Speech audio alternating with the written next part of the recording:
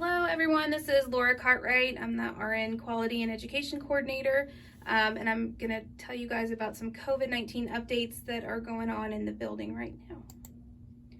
So the different topics we're going to talk about is admissions, isolation or no isolation, visitation, gowns, shields, and the 3 W's. So admissions. So when COVID-19 first came on the scene, we had been requiring that all new admissions go into a 14-day observation isolation to ensure that new admits were not bringing COVID-19 inadvertently into the facility. But new guidance has been released by CMS.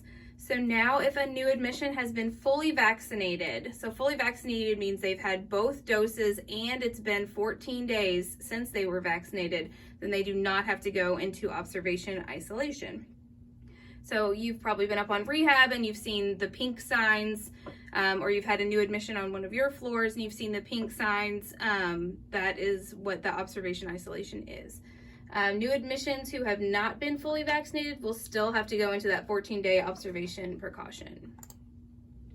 Here is a little chart just to kind of help you to know if you should isolate that person or not isolate that person.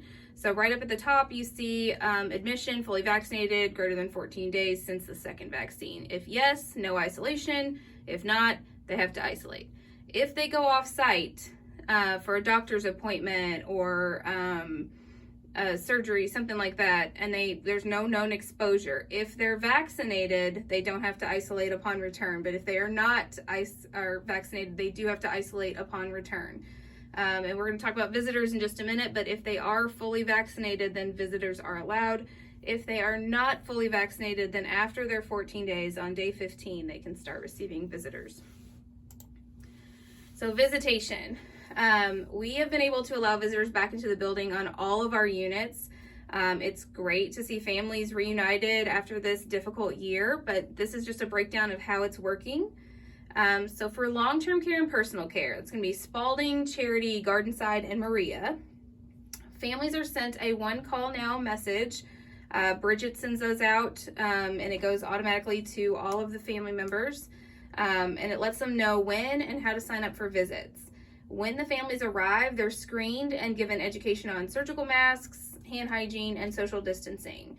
They are then escorted to the resident's room and escorted out at the end of the visit.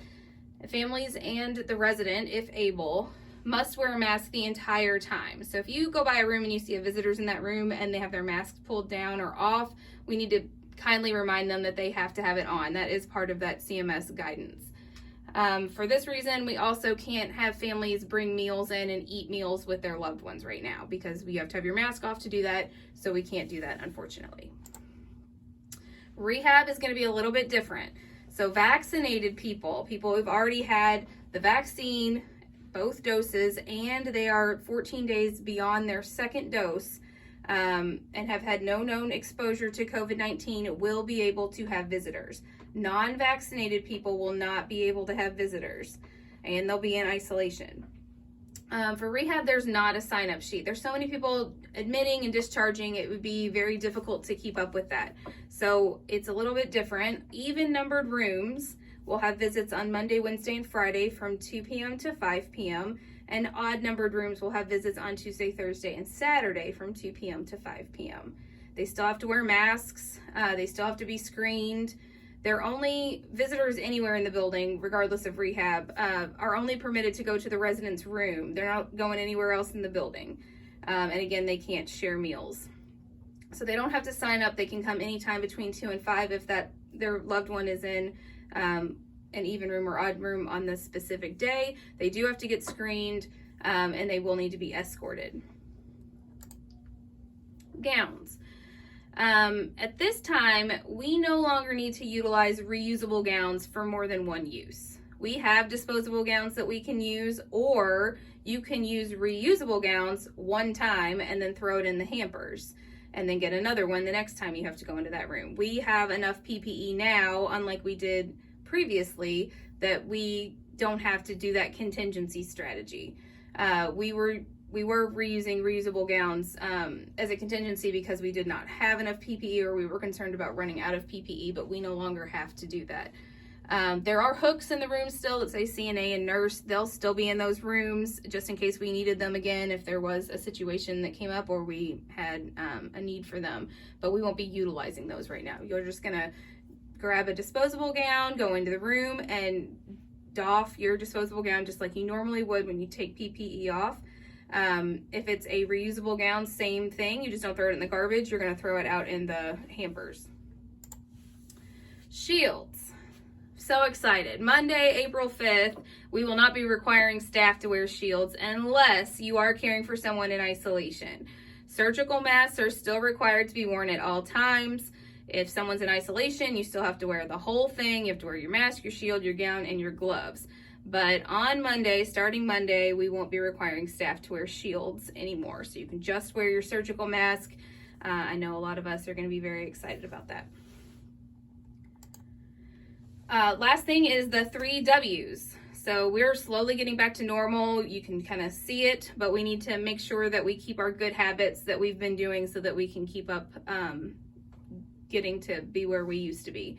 So those 3 W's are wash, wear, watch, wash your hands, wear your mask, and watch your distance. So if we can keep doing those things, just remember meal times. I know we want to sit with our friends and all that stuff. Distance yourself out because you do have your mask off when you're eating.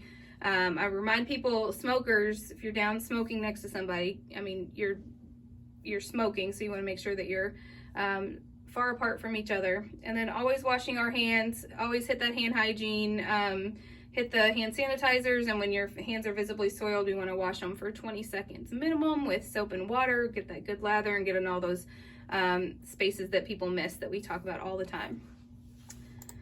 All right, well, thanks a bunch, guys. I appreciate all of you. You guys have worked so hard over the last year. I remember this time last year and the doom and gloom, and now it feels very exciting, like things are kind of getting back to normal. You all have done such a great job. If you have any questions about anything we went over, just come see one of the nurse managers, or you can see myself and we can talk about it. Have a great day. Thanks. Bye.